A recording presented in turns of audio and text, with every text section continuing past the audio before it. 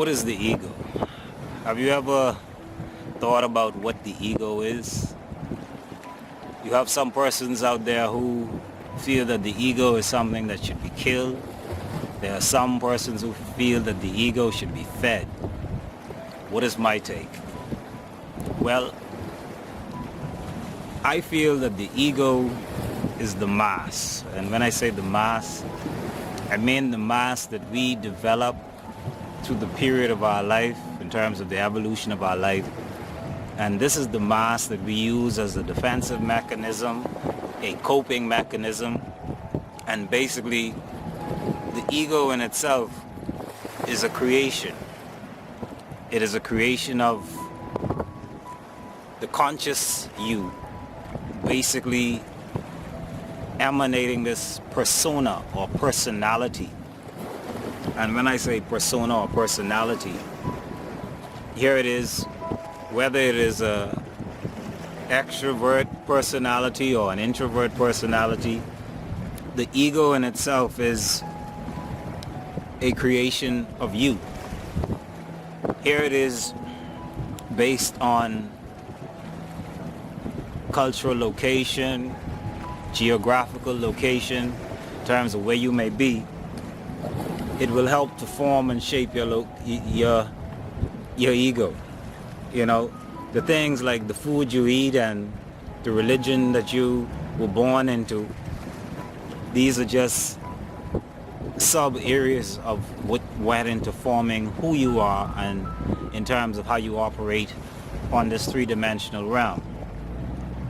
Now, here it is. You have some metaphysicians, I should say, or some alchemists who would tell you that the ego is something to be transformed.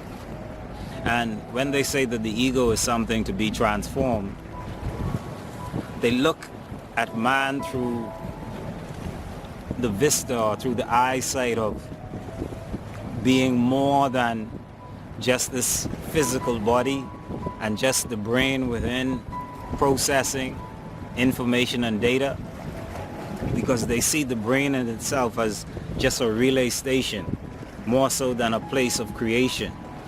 Here it is,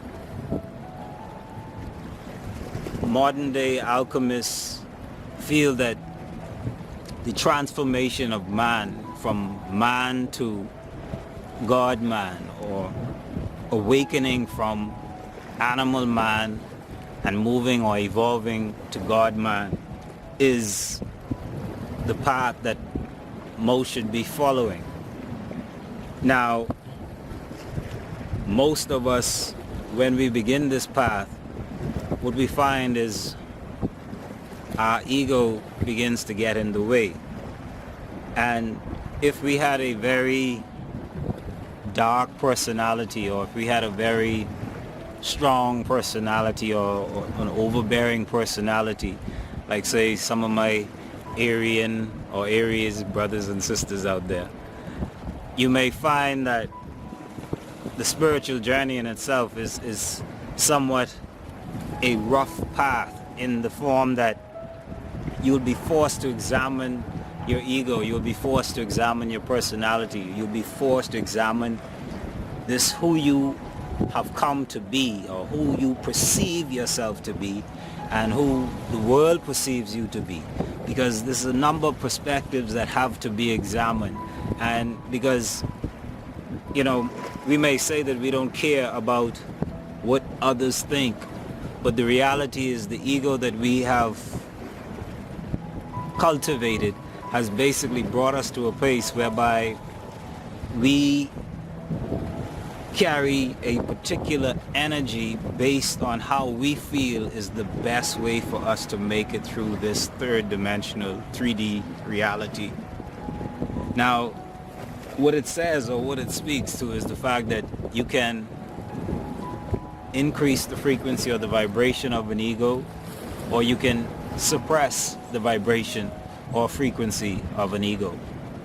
Here it is possible for persons to develop multiple personalities, like in schizophrenia and other mental psychosis, like bipolar disorders. and others would be able to fragment their souls as a result of trauma. But here it is, whatever the personality is that is in the front and the forefront that sees and interacts with the world, that is the manifestation, that is the totality, the total sum of what the ego is. So to answer the question, is the ego something that you should kill? My belief personally is one should examine one's soul on a deeper level through meditation and prayer. It is my belief that one should observe one's ego from a third person perspective to get a fuller understanding of what your ego persona truly is. But one thing that I want to leave you with is, in the midst of living and in the midst of freeing yourself from the shackles of this world, the bondages, the mental slavery, the best thing that you can do is to basically take the ego mask off and try to be you. Be the truest you that you can possibly be. In some sectors they call this self-actualization. In other sectors they just call this fulfilling one's purpose and passion. So whatever ego manifestation that you may find yourself in, know that you have to be true to yourself. At the end of the day, you have to live with you. And a part of living with you is you have to know yourself or know thyself. You can't examine yourself on a surface level, especially if you're on a spiritual journey.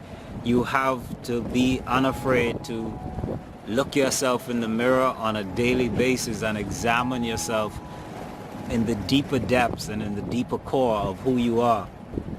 You can't be afraid to simply dismiss what the world perceives to be you. You have to be true to yourself.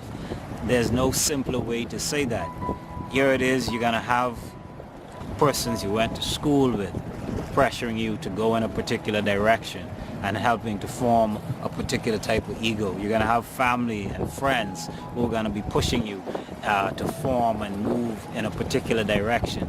The reality is you have the ability to form your ego persona into whatever you want it to be. So what I'm saying to you is this: be the best you that you can possibly be.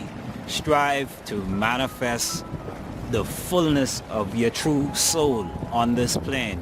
Don't be afraid to be true to the world, and don't be afraid to be true to what is going on with you.